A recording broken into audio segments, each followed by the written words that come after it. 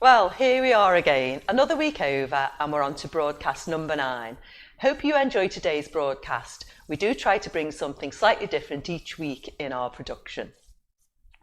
The order of today will be a news roundup including news from the localities, followed by our relationship feature with me reading Julie's story about her and Linda. And following that, we will show you some photos of last week's activities. As usual, you'll have the opportunity to message me and I will respond after we've watched Michael's journey. So enjoy. With regards to COVID-19, we don't have anyone who's tested positive, nor do we have anyone with symptoms. We've just one assistant off sick isolating and another 9 assistants off with non-related sickness. 15 of our core members are in isolation. Some good things have been happening with the local authority during this crisis, so much so that I want to give them a shout out. The twice weekly Zoom calls are attended by around 40 providers and the commissioners, and no one seems to have dropped off the calls, which is evidence that the calls are useful to us. We all feel that we are in this together, and we cannot thank Liverpool City Council enough for their support and involvement. Financially, they are helping us providers by giving us a grant on top of our usual fees to enable us to afford all of the extra costs incurred by this virus. So well done and thank you, LCC. At the end of last week, we got a message from Lauren, our national leader in L'Arche, and so I just want to read out a couple of passages from it. I felt incredibly moved this Wednesday in our community check-in session to hear that morale is up and that you are all responding so creatively to these unusual circumstances. Thank you for all that you do to keep the community spirit alive, and I hope that this wonderful weather is helping to nourish your souls and keeping spirits up. And as it was Eid last Saturday, Lauren goes on to say, at this time of uncertainty, I have been inspired by a quote from the Quran, which reminds us that despite the illusion of uncertainty at times, in fact, life is always beyond our control and in the hands of a higher power. Say, God, holder of all control, you give control to whoever you will and remove it from whoever you will. You elevate whoever you will, and you humble whoever you will. All that is good lies in your hand. You have power over everything. I find such reflections remind me to surrender control and expect the unexpected. We are also reminded in the Quran to do good to others regardless of how they treat you. A message, again, that unites all 3 religions. Do not be people without minds of your own, saying that if others treat you well, you will treat them well, and if they do wrong, you will do wrong. But instead, accustom yourselves to do good if people do good, and not to do wrong if they do evil. May those who wish be inspired by these words, to be their best selves and to be patient with those whose circumstances mean they struggle to do so at times. Peace, Lauren. Thank you, Lauren. That was lovely, inclusive and thought-provoking. And now for the news around the localities. Paul from Shield Road celebrated his 70th birthday last Friday with his friend Paul, who he lives with, and a couple of the assistants from his team. He had a lovely time despite not being able to go to the pub to celebrate. And I think you'll all agree that Paul looks great for the age of 70. Sue from the Elms has asked if we can include her photo, and she says hello to everyone. Now, it's not very often that we hear from Sue. How lovely. I'm sure that everyone sends their love. And it's great for me to see such a lovely photo of you, Sue. You look fabulous and you appear to be doing very well. So take care and I hope to see you soon. In St Sebastian's, they've been enjoying the lovely weather, making the most of their garden and playing games. And it was so nice to receive a thank you card from Aunt's mum and dad to the assistants at St Sebastian's. It is great to be recognised for the support that we give.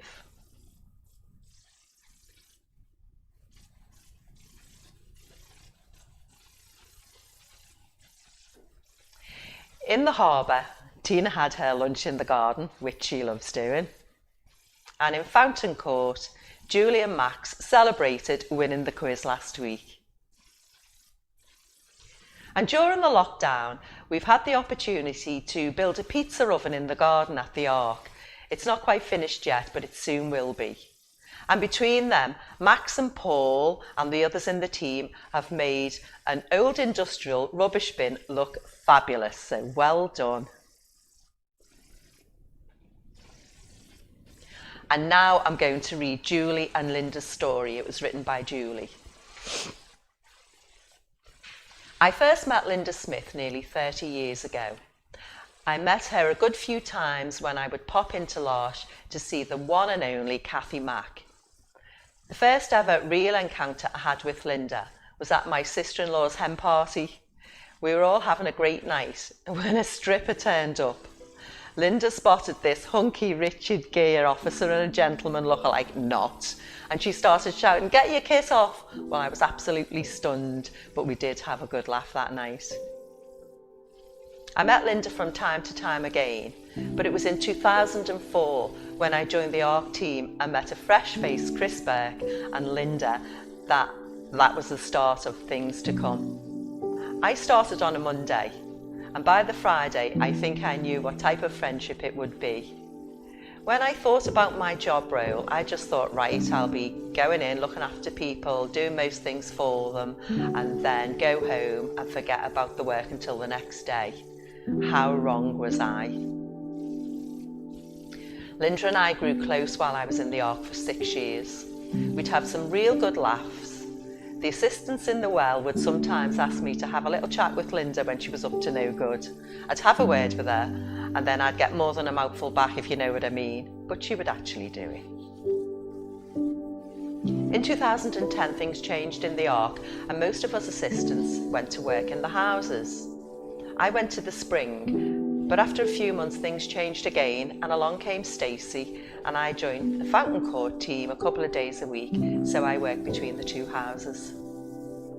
The day I walked into Fountain Court, Linda, Bobby and Maxine were there to greet me, and that's when the fun really began with us. Linda and Bobby were like a double act and just bounced off each other. Between them, they showed me the real meaning of friendship. Bobby was a big character, but he was also very loyal as a friend. I told Bobby I was pregnant when I found out because we daily had kung fu fights, but I asked him not to tell anyone. A few months later, people got to know, and so I told Bobby that I was telling Linda, and he knew that if I told the Echo, then everybody would know. He wiped his brow with his hand, blew out a sigh of relief, and then he told Linda. And within hours, I think she must have told the whole world. If you know me and Linda, we usually greet each other by, shall I say, some name calling. We both have a lot in common, which I found out quite quickly. We like the same kind of music, family always comes first, and we love a good argument. And yes, we've had many a good few of them, but we make up straight away. Linda talks to me in every way. Most people will know what I mean by that. And there's some good old banter. And when we sit and talk, she will ask about my family. She does really want to know. It's not just chit-chat. And from when my son was 2 weeks old, I would bring him in the morning once a week or two, and she would feed him and change him. Until one day there was a messy nappy, and shall I say, hair turned blue. No more nappy changes after that. A little story I recall from when I was once out with Linda. One of our favourite songs is My Way, and we were on our way to the Royal for an appointment in my car. We had the windows down and the song on, and we were singing away, thinking we both sounded like Cher, and that we were the only two at the top of Islington. And then we heard laughing and singing next to us. And two young lads in a work van were beside us. Mortified I was, but Smithy, in true fashion, told them to be quiet and go away, but not so politely. One of them asked Linda her name. Linda Smith, and why, what's it to you, was the reply. And he said, well, Linda Smith, you have made our day. And then they both drove off singing My Way. That is the effect that she has on people. Linda loves her hugs, and when I was 8 months pregnant, swollen feet and carpal tunnel, she asked me to watch a movie with her, a wedding one of course. And we got on the couch, and then half an hour later, my team leader walked in and found us both asleep. Oh. But Linda just thought it was highly amusing. Well, Smithy, you are a true friend. You have taught me a lot about people with needs. Between you and Bob's, you showed me it was okay to be rough and ready, to be who I am just like you do, to let off steam with you or have a good old moan if we both need one, to sit in silence with each other and be comfortable just sitting there, to make good use of the Scout humour and language, shall I say the banter, but most of all the loves and the hugs. With this horrible virus that is happening, there is one silver lining for me, and that is that I'm back in Fountain Court with me mate, still doing what the two of us do best. Well, Lynn, you have been such a role model for me. I never thought those words would leave my mouth.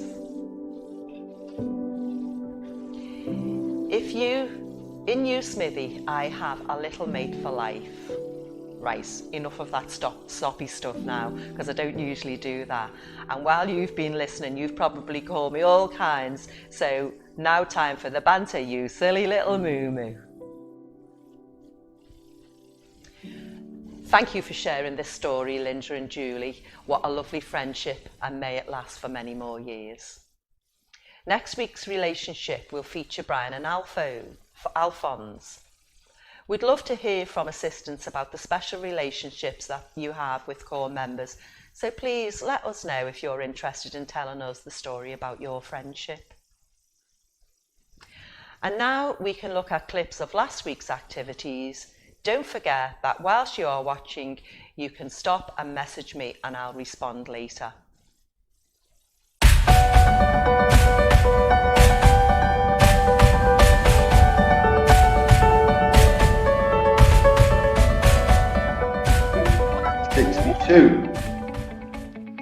That's 6 and 2, 62.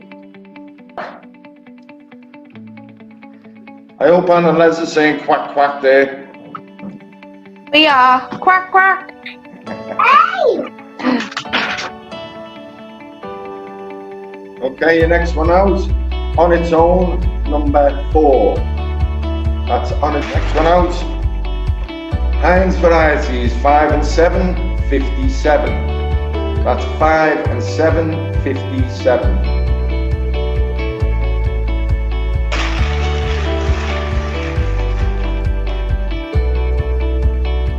Okay, the next one out is 1 and 5, 15. 1 and 5, 15. 5 and 8, 58. That's 5 and 8, 58.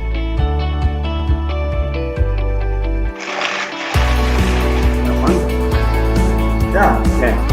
You can turn out those lovely legs. 11. That's all the ones. 11. Woo woo! Whoa, whoa. You said it? Yeah. And the next one out. Lucky for some. Lucky 7. On its own. Number 7.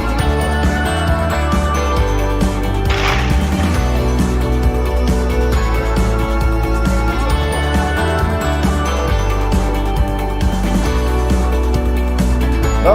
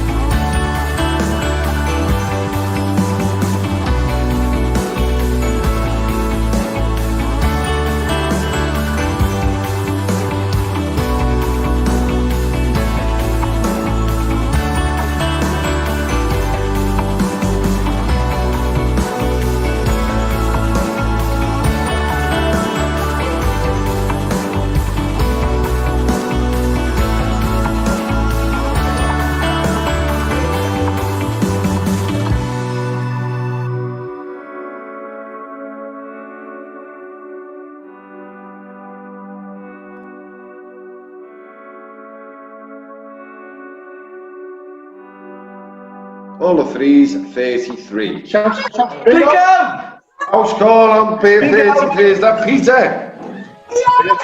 Hey! Yes, Well done, Peter. All the threes, 33. Last call. Peter Barlow. Yeah, Peter Barlow.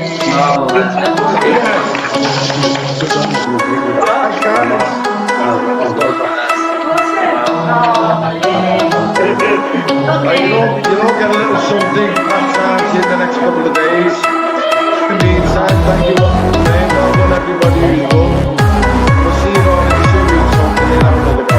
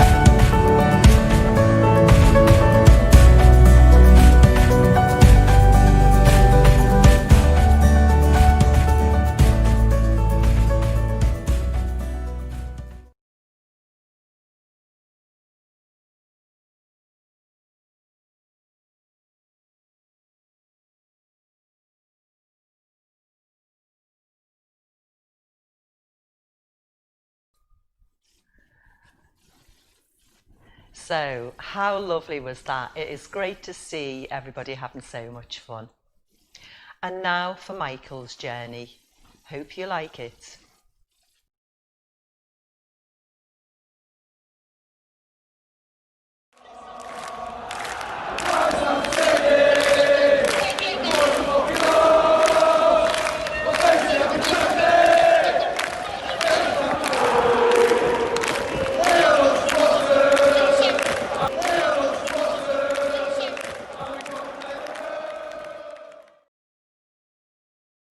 It was always destiny that I would find a career working with people with disabilities. My whole family does it. My cousin Tom likes to joke that it's the family business, but in fact it's actually the family vocation. As a young child, I was never a stranger to people with disabilities. Some of my earliest memories are from Olive Mount and New Hall, where my parents worked.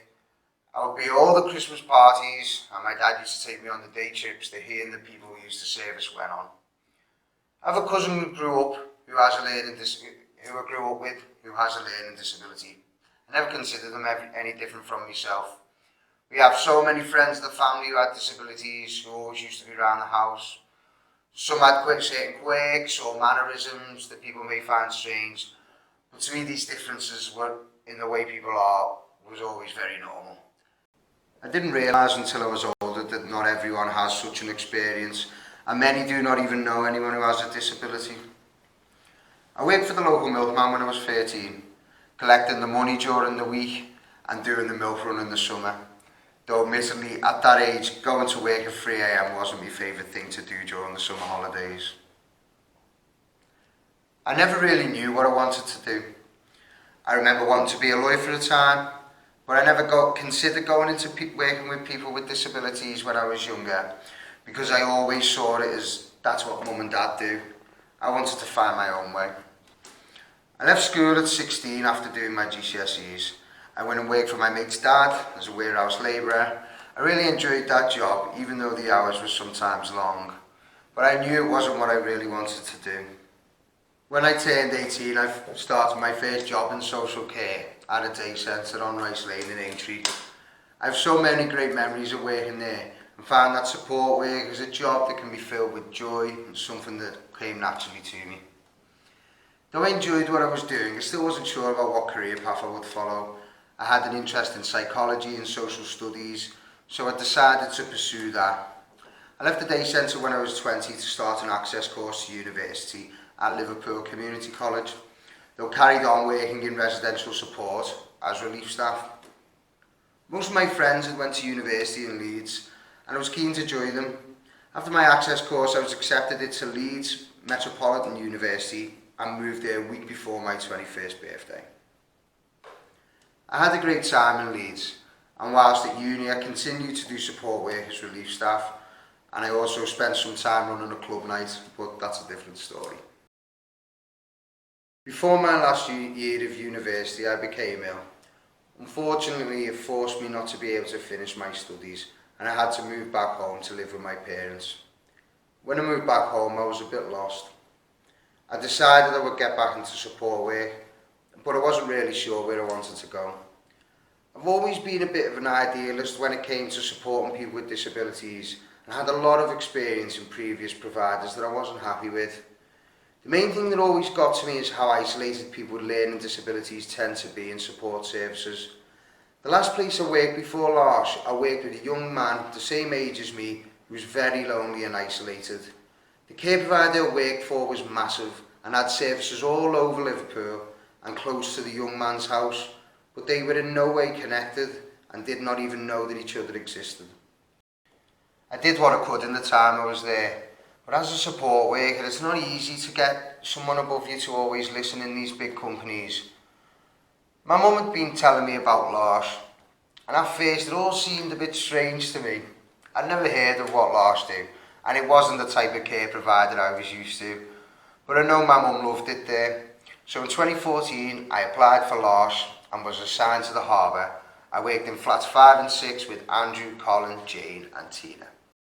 One thing that I can remember really struck me early on is the life that Colin had lived before I met him. I found out about the holidays he had been on, all the friends he had all around the world, and how close he was with so many people. This was very much not the way it was with so many people I had worked with in other services. I then saw that this was not an anomaly and Colin's experience was common for people in L'Arche. I realised things were very different here to what I was used to, and that there was a different focus. Instead of it being on outcomes and rigid activity plans, people were part of a big community that values love, happiness and sharing with one another. I knew then that I had finally found somewhere I belong. After some time in the harbour, I moved to St John's and was privileged to have the opportunity to be the team leader there. Me and Ian built up a really special relationship over that time and shared some amazing memories. He told me all about his family and his history and introduced me to his friend Hilary, who we still visit together when we can. I used to love watching the football with Peter Brennan and talk about all the places we've been. I remember one Christmas, me, Peter and Paul Cohen driving up to Formby a few days beforehand to get some posh beers from the Waitrose and have a pub lunch while we were there. That was a really nice memory that we still talk about sometimes. At the end of 2018, the opportunity came for me to become locality manager at St Sebastian's. It was sad to leave St John's. I was ready for a new challenge. We've been through a lot in my time at St Seb's, and it hasn't always been easy. But the values that I have held for so long and that L'Arche hold are clear to see in everything we do there. In 2019, we were lucky to host Anne and Leslie's wedding, and with the help of that fantastic team, we threw the wedding of the decade. Anyone who has worked in adult services for any length of time knows how rare a wedding between two core members is, and this was one of the joys of my life to be a part of, and certainly of my career. To come to the house and see the smiles on the faces of all the guests and core members, and to see everyone dancing, laughing and sharing an amazing time together. It was everything I always felt this job should be about. Just pure positivity and living life together. There were no staff and core members that day, just friends celebrating a lovely moment together.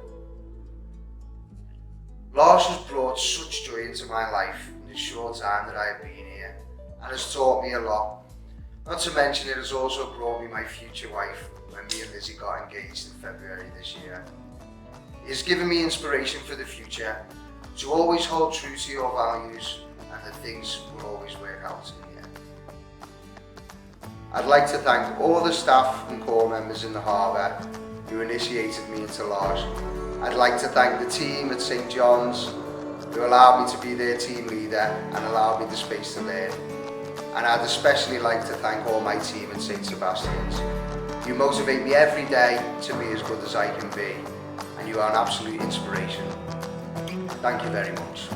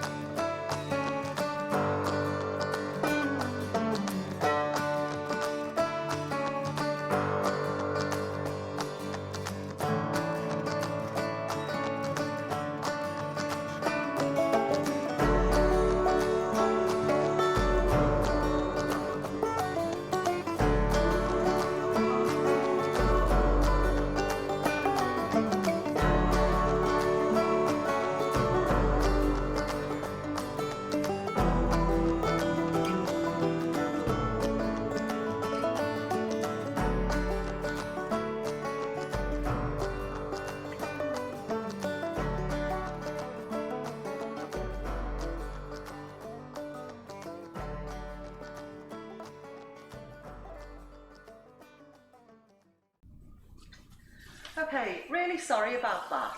We just had problems uploading the video, but you can watch it on YouTube and we put the link in the comments section, so please view it. You really will enjoy it when we finish today. Next week, Chris Burke will share his journey with us. So now I've got responses from the messages and the shout outs. So, first of all, from Stephen and Green Lane. Big shout out to all of the staff at Green Lane, working so hard and doing a brilliant job. Special shout out to our new assistant Wendy, who is amazing. And Green Lane is just the best place to work, so that sounds really good. Ian's birthday is this Friday. Hi Ian. He'll be having a Zoom party to celebrate at 2 o'clock this Friday. Details of the Zoom link for Ian's party have been sent out via the email today. If you've not received it, please contact Kath and she'll let you have it. The Large quiz is on Thursday at 11. All welcome. Links will be sent out via email or email the reception and we'll send you the link. And a message from Stacey. Glee Club is on Friday at 11 o'clock. Everybody's welcome. We'll send the links out via the reception. Any song requests, please let Stacey know by 5 o'clock on Thursday. And anyone wanting to get dressed up as their favourite singers, please do so. So far, Peter Barlow has had the best costumes. It was great to see everybody having a good time. So Peter Kay and Betty from Green Lane would like to say hi to Sandra. We miss you and hope you get better soon. And Deborah is asking when we can have a party. So that's all from me this week. Thank you for joining me, and I'll finish with a quote from Maya Angelou. You may not control all the events that happen to you, but you can decide not to be reduced by them. Stay safe and well, and see you next week, and don't forget to watch Michael's Journey.